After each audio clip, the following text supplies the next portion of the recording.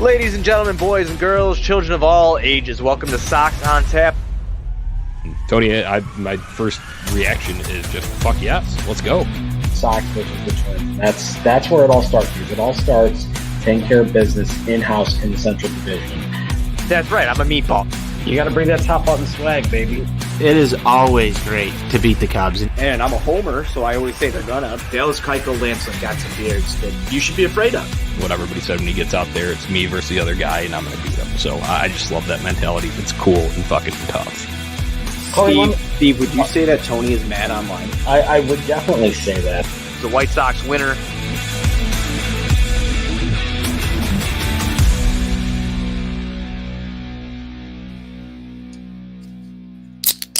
Ladies and gentlemen, boys and girls, children of all ages, welcome to Sox on Tap. I am your boy Buzz, and I'm joined by a ghost. Not a ghost, he's back. It's the first time we've done the mic together since he's been back, but it's my boy Jonnie, and we are here to recap a White Sox winner over the Minnesota Twins 6-1. Before we do that, be sure you're going to ontapsportsnet.com for all your Chicago sports literature and podcasting needs. Following us on Twitter at Sox on Tap, at OnTapSportsNet. Anywhere you listen to podcasts, you can listen to us, 5-star rating and review, because that's cool and tough. And if you need any White Sox gear, go to Grandstand by the ballpark. Check them out on social at Grandstand Sox, or go to grandstandsox.com. Jonnie, we won the series against the Twins. Fuck the Twins, number one. Glad to be back with you today, buddy. You were on vacation for a week there. I didn't get to see you for a long time. We didn't I can't even talk. I'm so excited. We didn't get to do post games because you were gone. And then you come back. And I think everybody should give you the credit for Adam Eaton not being here anymore. Hey, yeah, I mean, I came back and there was in the one game that he played. I mean, I know he struck out a couple times earlier, but last night doing that with Tony, he did provide one last insurance run with the RBI single late for us there. So yeah, and then now today he's gone. So that's the news to start. And then the other thing is title of the show: the Twins are dead, baby. They're dead. Yeah, that pod guy Duke, our guy Duke Coughlin. Stop. They're already dead. Yeah, 15.5 back. I'd label them dead, and that goes back to Liam Hendriks' quote about, he still holds resentment for them giving up on him, is, how he views it in his mind, because he's a very competitive guy. And he said, we can really step on their throats. He used that terminology and said, make them, really realize that they are totally sellers. This thing, if they would have swept both series against the Sox, they definitely have a little glimmer of hope there, and maybe they could piece it together. Nuh-uh. White Sox had none of that. Only dropped one of these games that happened over these past 2 weeks between the Twins. Twins are dead, baby. White Sox take the series. I'm jacked up, Buzz. You're telling me that being 15.5 back is not good? It's bad. It's fucking bad. It's good. Bad. Okay. Some might say it's bad. Okay. It's fucking bad. When you're 15.5 back, it's not good, it's bad. Okay. It's fucking fantastic shit. Yeah. Dude, I'll tell you what, we're going to get right into the news. We'll get into the game. We'll talk a little shit, right? But let's start with this news. Were you legit surprised about the Adam Eaton news today? I mean, honestly, because, I know I saw a lot of people on Twitter talking about it. I believe we had it in our group chat with Steve and Tony, you and I, that I would like to see Jake Berger. I did not want to see him go down. I was like, man, I want him to get some at-bats if he can, see if, what we have in him for real, if he could stay up here. Adam Eaton's not contributing anything. Gavin Sheets has a beautiful swing on him, seems to have a pretty good eye on him. Leave him up here because he's going to contribute more than Adam Eaton can. Plus, Adam Eaton looks fucking hurt. He just still looks like just not right. So I was surprised because I didn't think it was going to happen because I wanted it, right? Were you surprised? Yeah, it's kind of same deal, Buzz. I was surprised too. I think everybody kind of wanted it. That was the general consensus, I would say, outside maybe a few outliers within White Sox fans that we at least talk to and congregate with, Buzz. So I thought they were going to hang on to him a little bit. And two, because he also just came back from the injured list, like not too long ago. It was only a few days ago that he had just been activated off the injured list because he was there with an ailment of his own, came back and obviously played on Monday. It was Tuesday night. He let off in that game there. And then after that, even though in his last at bat there, gets the RBI single. I thought that might have bought him another few games or so or whatever. But obviously, I also didn't know that Adam Engel was going to be ready. So that was a pleasant surprise that Adam Engel was back and he's ready to go. And obviously looked good today. Stole a base. He got a double. He really lugged it out too. So that was good to see. And then I thought, with the options that Berger had, I would have thought that they would have done that and, not given up on their 8 million investment, so to say, that they made in the offseason with Eaton. But I'm glad they did. I'm glad that we are kind of surprised about it, Buzz, because this is the right move and you get hot bats in the lineup. And I also think Gavin Sheets plays a big part in that because he's a left-handed bat that makes that expandable and obviously hits for much more power than Adam Eaton can. Right, and I want to clarify real quick that we are not happy Adam Eaton lost his job. We're just happy he's not on the team. I'm sure he'll get picked up by somebody. I don't think that there's no way he's not going to get picked up. We're happy the White Sox have the best personnel group they possibly can while they are so beaten up. I think that's the underlying theme here. Right, absolutely. He will, I think, get picked up. Well, I mean, we'll see what happens. Obviously, we can't tell the future, but I see him getting picked up for sure. But yeah, man, I was super excited because, Jake Berger had a good game at the plate today, and I was just really happy to see. I know Gavin Sheets has cooled down off of that little hot start there that he had, but I'm not worried at all. Not worried at all. He's a young kid. He's gonna take his lumps. You can't bat 400 all year like everybody thought your mean Mercedes was going to do. So, I mean, these guys are going to take their lumps a little bit here, but it's nice to see that we got guys with power in the lineup now. We needed a little bit more pop in this lineup because when the Sox hit home runs, Johnny, they win. Ball go far, team go far. Yes, it's a very simple formula, Buzz, and that's, having those threats. Jake Berger hit one high off the wall into right center today. If it's not at Minnesota, maybe at Guaranteed Rate Field, that might have been his first career home run. Obviously, we've seen Gavin Sheets with some power already, hitting some doubles and home runs, a couple of them already his own, too. And then, Lurie hit one out, today, too, so we'll get into, kind of the breakdown of how this game unfolded. But to just underscore that once again, ball go far, team go far. Doesn't take rocket appliances to figure it out. They fucking figured it out. But yeah, so getting into the game today, Sox strike first, and they strike first in the second inning, top of the second inning there, Johnny. Now, that was the Lurie Garcia home run where Adam Engel scored. Lurie Garcia is on an absolute fucking tear, and it's been since June 5th when June 6th when Nick Madrigal went out. He has been hitting over, I know a lot of people don't like batting average. He's hitting over 300, which is always cool and tough with a lot of at-bats. Don't care what anybody has to say about that. It's good when you hit over 300 and you're batting every day in the fucking lineup, period. He has been an absolute spark to this team, and I like what I'm seeing out of it. I mean, obviously, we always knew what Lurie's role was here because every time he does something good, Sox on Tap, you on your Twitter at Nani Johnny, or I post a goddamn picture of us, smiling with the Lurie jersey because we love Lurie Garcia. But, dude, he's playing like an everyday player right now, and it's awesome because technically, Johnny, he is an everyday player. Yeah, and Buzz, it's not just the average too. If you want to go further than that, I believe it was our guy GD, who we have shouted out multiple times here, but he was the one that put together that little sort of stat pack of Lurie Garcia since Nick Madrigal's absence, and obviously hitting for some more pop too. We saw the mammoth bomb from the right side at Detroit over the weekend, and that would have been out with the old dimensions there, where that wall starts with the stands there, where it was before they moved the walls in there. So he got all of that one, and he got all the one today. He absolutely pulled it down the line from the left side, and that's a tall wall out in right field at in Minneapolis there, into that kind of flower bed. He hit it over that thing. It was no doubter, and that jumped the Sox up to a 2-0 lead here early on, and you let the big fella roll for a little bit after that. Yeah, absolutely. I mean, Lance Lynn, great game. Absolute great game. I know you said that he had lost it, so I went bits and pieces with missing some of it, but trying to listen to the radio broadcast. So can you speak on Lance Lynn's performance today? Yeah, so I mean, overall it was 6 innings, 4 hits, 1 earned run, 3 walks, 6 strikeouts, a lot of guts and nuts like we're used to seeing. I love that term. Mass equals gas. I like to throw a little extra, flair into the pitching line there because you can give the stats. But yeah, lots of guts and nuts, and mass and gas. Yeah, that was all going today for Lance Lynn. He did lose command a little bit, and that's where those walks. I don't think he was too happy with himself, losing some command in that 4th and 5th inning there, but. The best thing about that is he was able to recover. And after he let up some of those walks, he comes back and fans too to end an inning there. After, some guys who got on with 2 outs, wasn't happy with himself, kind of, cussing at himself as he usually does. I mean, I think he cusses at himself even when he does something good, but either way, he was doing that and you could tell he was a little frustrated, taking a little more time in between pitches. But able to bring it back all together and fan a couple of batters and get out of any situations that could have caused potential damage. Obviously, only let up the one run, and that came in the bottom of the fourth, and that was a Larnach leadoff home run. So that goes to show you that he's when you're talking about a tight situation down the stretch at the end of the season, he's the guy you want in there. He's that veteran presence. He knows how to get it done. He knows how to get himself out of those issues. And, it's always electric when he does because he gives a big reaction, and I love it so much. If there's two guys I feel comfortable with the ball in their hand going up on the mound this year, I mean, it has to be Lance Lynn and Carlos Rodon. If you want to take a 1A, 1B in that scenario, more power to you. But, I mean, these guys are just absolutely clutch. When it matters the most, they get it done. And, I mean, I know you guys did the game last night, you and Tony.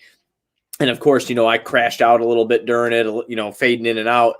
But I got to see the last pitch of Rodon digging deep and hitting 100 and just that primal scream, bat in his chest, getting all hyped up. I'm like, God damn. I'm like, dude, Tony says this all the time, and he's not wrong. It's like this team just has it. And look at Johnny. You listen to like sports talk radio in the morning, or you listen to this podcast or the millions of other Sox podcasts that are out there. Everybody at one time, and we were guilty of it when all the injuries were piling up, like we're like, oh my God, like it's derailing. Everything's derailing. This is bad. And not saying that we're out of the woods yet, because we're not. We still have a second half to play. But holy shit, they just keep doing it. Johnny, one of my favorite players on this team right now, you're going to laugh your ass off. It's fucking Be Good. It's Be Good. Brian Goodwin is one of my favorite players on this team right now. Look at what you're getting from a guy like him, or defensive plays from Billy Hamilton or Lurie Garcia, like we were just talking about, who's just been fantastic.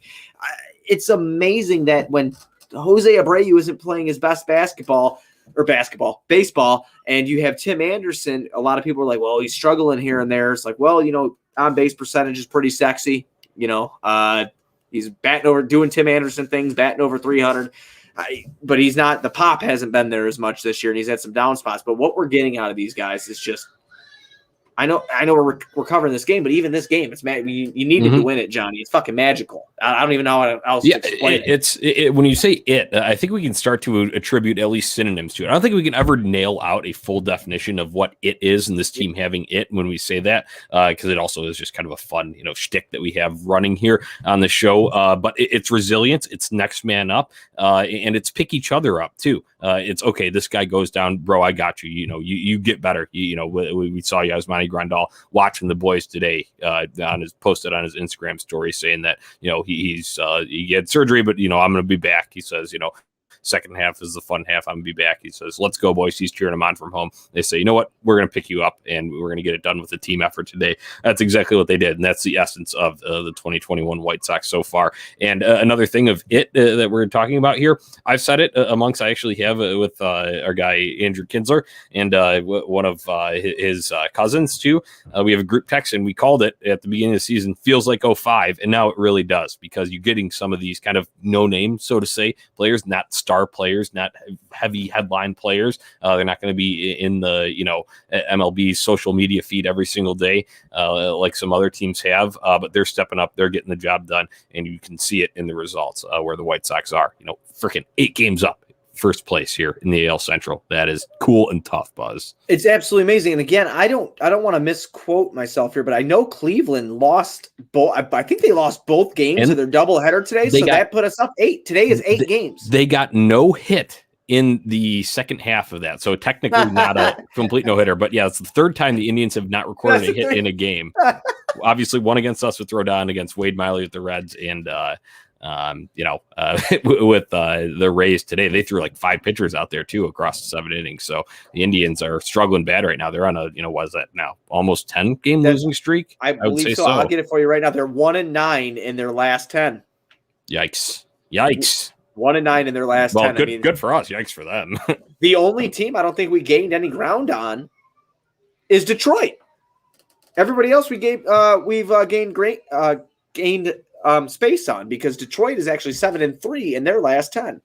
So that's the only thing. And they're far back. They're 11.5. So it's not like you have to panic or anything. We just didn't gain any more spots on them. But Hey, man, I'll take being up 8 games on fucking Cleveland right now. I mean, this is, again, I know they're banged up too. I understand it, but this is absolutely amazing. And it's pretty fucking hilarious that they've got no hit 3 times this year. How much do you got to suck for that to happen? Yeah, it's pretty hilarious too. It just kind of goes to show you the impotency of Cleveland's offense. It can happen that frequently. That it's happening to them right now.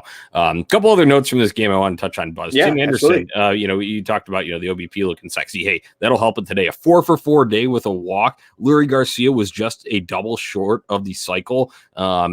This is awesome shit. You love to see this, and I love seeing different guys string it together because the long ball that started off, that's cool, but you're getting an RBI double from Timmy in the top of the 5th. You're getting a Garcia RBI triple in the top of the 6th, and then Berger following that up, bringing him home with an RBI double, and then they would even add on another one, the guy you just talked about, Brian Goodwin, with an RBI single in the top of the 7th. That would be all of the scoring for the Sox today, but I love being able to string that together and get offense from multiple places because it just shows you that even with all the injuries that they have, they could still be a complete team. Oh, absolutely. Absolutely. I love what I'm getting from all these guys. I mean, Billy Hamilton from the right side of the plate too, huh? 2 hits today. I like it. Jonnie, I'm happy with everything that everybody's doing. I mean, I of course it could be better, but you have to think at this point is going to piss a lot of people off that LaRusse is putting these guys in good positions to win. I know these guys have stepped up a lot. He's not playing the game for them, but it just seems like they had a lot of fun today. And I think he had a lot of fun in the dugout from every video I'm seeing here on Twitter. Yeah. So on that note, with that, I think they're all coming together more as it goes along. They're meshing, they're gelling, they're having more fun in the clubhouse. Obviously, you're seeing it on the field too. You see stuff like Billy Hamilton's catch last night and the reactions you see after Timmy made that nice jumping catch today. Lance and him having a little exchange, and he's saying, "No, he's only got a little elevation. He's only got a little bit of hops." And Timmy made a funny comment about that in the post-game interview too. So yeah, it's all all the kind of drama that happened in the middle of May. They've seemed to put that in the past and be able to work past that and be on the same track of, hey, we're here to win ball games. We're going to have some fun doing it. Absolutely. The only thing I know, I'm not trying to ask for a lot more, but the only thing I really want to see is when Makata's back in the lineup and Timmy, I want to see them go deep. I do. We got it. It's been over a month. It's been a month and some change since we've gotten a home run there.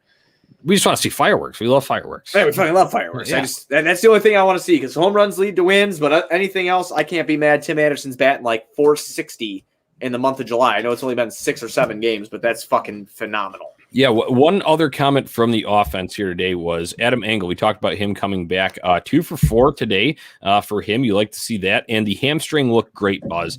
There was a double out to left field, and it was kind of a maybe for a bigger guy would not have been a double. You might have taken a big turn but held up at first. But we know Adam Engel has a speed, so you're concerned after he had the long hamstring thing from spring training through the first couple months of the season. Came back for a little bit, like 10 games, played well during that, but had to go back due to that same hamstring injury. You're like, how's it going to hold up? Man, he looked like he was flying out of the box, flying around the bases. He also stole a base. Still third base. Too. Yeah. So, I mean, it looked good today, and that was a positive sign for me.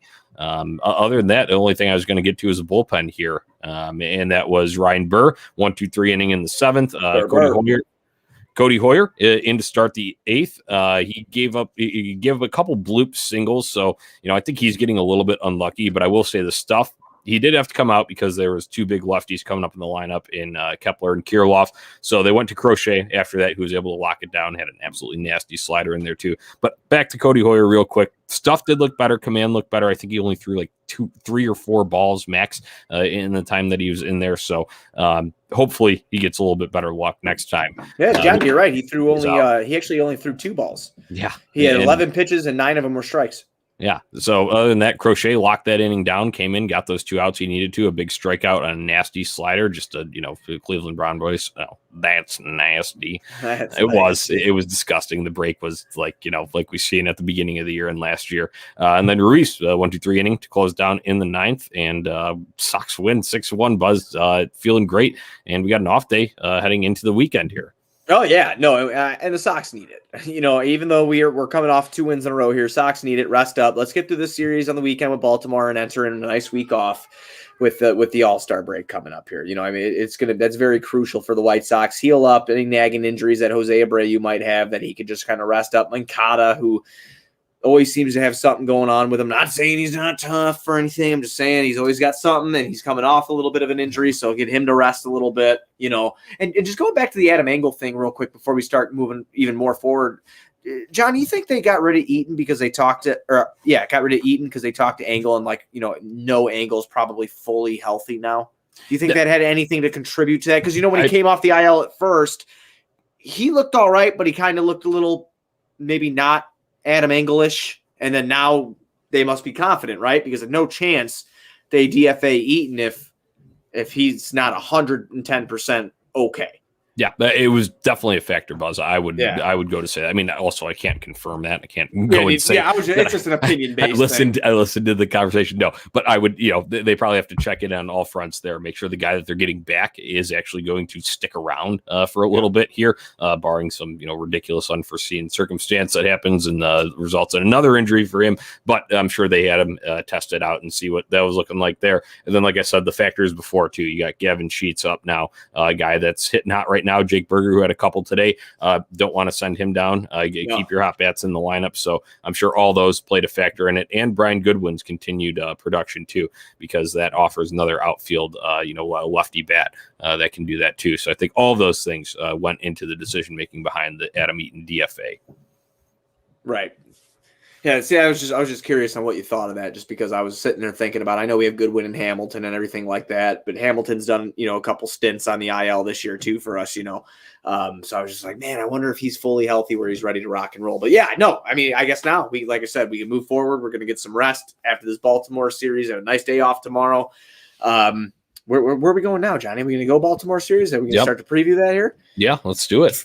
All right, well, what the hell's going on Friday then? Yeah, Friday night will be Diamond Dallas Keuchel. He'll take the mound against Jorge Lopez for the O's. Buzz, I know wins and losses aren't the end-all be-all, and we've kind of moved past that as evaluating pitcher stats here. But still, when you see something glaring, I think I need to point out, he's 2-11, 6.02 ERA, 77 Ks on the year. 2-11. I know the Baltimore Orioles are a rebuilding team. That happens. Like you're going to have, they have bad record last in the AL East. You're playing tough teams out there within your division. I understand it, but man, 11 losses piled up as a starter, that's rough. That means you're taking your lumps and you are, eating some innings for your team in a year where they just need guys to get through. So I hope the White Sox can continue that, hang another one on them and make it 2-12 here. Make that a 10 differential there. Oh, absolutely. I hope they I want to beat the shit out of a team we should beat the shit out of, Johnny. 28-57 is what Baltimore is. They're 13-26 at home. White Sox have been performing pretty decent against right-handed pitching recently, which is kind of funny because we were always talking about them dominating lefties, right?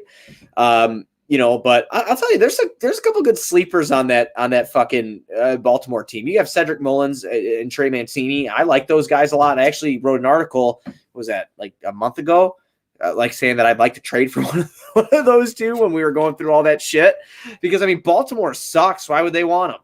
We need power in our bat. I mean, they suck anyway. Yeah, but Mullins is for sure staying around there. He is a building block. Yeah, he got to have them. That would be like, other teams inquiring about Mancada in like 2019 when we weren't, right at the contending status there. So yeah, but we know Baltimore is going to continue to suck because Baltimore always sucks. So sorry, not fucking sorry. Yeah. But I like those two guys. But no, they have, like I said, they have dangerous guys on their team, but I don't know, man. Sox are looking good. They're looking fresh. Off day, rest. Dallas Keuchel, I know he hasn't been he's been a little controversial this year with some statements he's made and stuff like that, which I don't really care to break down so much. But I mean, he's still not bad. I mean, 6-3 for Diamond Dallas, 4.48 ERA. He's pitched 90 1/3. He's let up 96 hits and struck out 55. Let up 12 long balls. So hopefully, he can come out against this team that's obviously struggling and take advantage of them, get that confidence built back up, and help the White Sox pick up a dub. Yeah. So what I'm looking forward to here for this series, Buzz, I really will be watching intently on Friday. I mean, I watch every game pretty intently, let's be honest. But what I will be watching for on Friday night is Dallas Keuchel. And, like you had said, a couple of rough outings here in the last go of it for him. Especially it's kind of started with that Houston one. But before that, I go back to before that against the Rays and the Blue Jays, two really solid teams that we played back at home in the middle of June. He had some very nice outings against those teams. So I want him to get back to that status. And, I know it's not the same quality competition, so don't pitch down to him, but do some bum slaying out there, get your confidence up, go into the break, rest up, relax, reset. He ain't going to the All-Star game, go and enjoy your break, come back refreshed, and let's get more of those starts then after the break and string those together a little more consistently, because that makes this team and staff even deadlier than it already is. No, I absolutely agree, man. Pick to click on Friday. Yeah, I went with Gavin Sheets today. That one didn't completely pan out, but if I'm looking at this, I mean, it's easy after the guy went 4 for 4, but I think I am going to go with Tim Anderson there. Would imagine he's in the lineup. They gave him the off day on Tuesday, played today, but responded very well to that. They're going to have a whole team's going to have another off day tomorrow. But I'll go with Timmy. This straw stirs a drink at the top. I think you can see that come into full effect, and he can prey on a pitcher like Jorge Lopez, even though it is a righty matchup. I still have confidence in our guy TA7, so I'm gonna go with him. How about you? I went with TA today. I'm very happy with that pick. That was a great pick. You won. Woo! I very rarely win because I always choose like fucking, like I'll choose the Billy Hamilton when he goes 0 for 4 or some shit like that. I very rarely win, but I'm gonna go Moncada on Friday. He's hitting one out of the ballpark, Johnny. Friday. That is a pretty sight to see, someone hitting it out to right field at Camden Yards there, because you got the warehouse. You exactly knew what I was talking about. I love that. Dude, I love that. And you want to see a pull shot, from Moncada from the left side. Obviously, we'll be batting on that side, at least to start with the righty on the mound. So yeah, I love that pick too, Buzz. And I'd like to see it. We do need some power injection there. You want to see it from, all of our power hitters, Moncada, Anderson I would like to see him too, even if he just goes left field with it. I'd like to see him do that, but yeah, Moncada can get himself back into a little bit of a more confident place here, playing against the Orioles this weekend. I like it. Absolutely. I don't really know what else much I have. I do want to give you a little, I don't know if it's a meatball or a tinfoil. Yeah, I'm not sure. Let's go. The fun stuff's time. Let's go. The White Sox start going on a run when Jake Berger starts playing second base every day, and they string 7 wins in a row or some shit like that with having Moncada at third and Jake Berger at second. Bring that big bat into the lineup. Look, Johnny, you said it yourself today. If that's a home run almost anywhere else. Yes. Fucking home run almost anywhere else. He almost had his first one today. He is putting that bat on the ball. This guy can hit. He's a first-round draft pick for a reason. Obviously, Danny Mendick, I do like Danny Mendick, all right? I do. Danny Mendick's been good for us. I think you and I both like Danny Mendick. But great in the field. I want to see a power bat in this lineup. First-round former draft pick, a redemption story. Nothing writes itself better than a guy coming up when everybody else is getting hurt and fucking mashing and helping his team achieve the ultimate goal. Yes, I love that too, because that's, we talked about earlier, part of the reason for DFAing Adam Eaton is keeping these hot bats and, your best potential for success in the lineup every day. And that will add to it. If Jake Berger can stay hot and Yohan Moncada starts to pick it up, you're talking about some more pop in the middle of that lineup. So I like it. Yeah, that is good. I wouldn't even consider that too meatball, but I think it's also, we haven't really seen Jake Berger there at second base. So I think we'll air that a little bit more. We'll flex that a bit in between meatball and tinfoil. How's that? I like it. It's a meatball. Maybe it's ground beef sitting in tinfoil. Yeah. There we go. There we go. Yeah, right. For sure. I like that. All right. I don't have any meatball or tinfoil today, but I will go with cool shit we saw in White Sox land. I like this one because it's kind of, you can just observe things. Lance Lynn, just mannerisms. I know we talked about it with Liam Hendricks and Carlos Rodon last night, but man, I love the emotion of him coming off the field and talking to himself and swearing and all of that stuff. We've seen all of the clips, the, you effing pussy and the, this and that with the John Boy video breakdowns, which are great. But he did it again today. You love to see it, even though it's like, it doesn't seem like, it's not as big of a crowd. It's a day game and an away game. Is he going to be like that, like hyped up? No, that's just how he is all the time. I love it. He loves the South Side feels like a Southsider, looks like a Southsider. So I love that. And then the little exchange he had with Tim Anderson too. That was cool too. The jumps, just got a little bit of hops. I like see him having some fun banter between the guys, and you can see it in front of the cameras. Because obviously, I'm sure there's plenty more that goes on behind the scenes in the locker room, but it's fun when fans can engage in that too, and we can enjoy it and see that in front of our eyes, Buzz. Oh, absolutely. I absolutely agree with that. I guess, can I do a shameless self-plug here? Yeah, go ahead. Okay, thank you. A cool thing that gained some traction, not a ton of traction, obviously, but a decent amount of traction for me, was the tweet that I called out Billy Hamilton on today. This guy wants to play slip. Yes. He wants to play fucking slip and slide games, Johnny. I'm the king of the mud slip and slide. Okay, I didn't just get cuts all over my goddamn chest for fun. Well, I did do that for fun, but I also wanted to wear the crown of the slip and slide guy.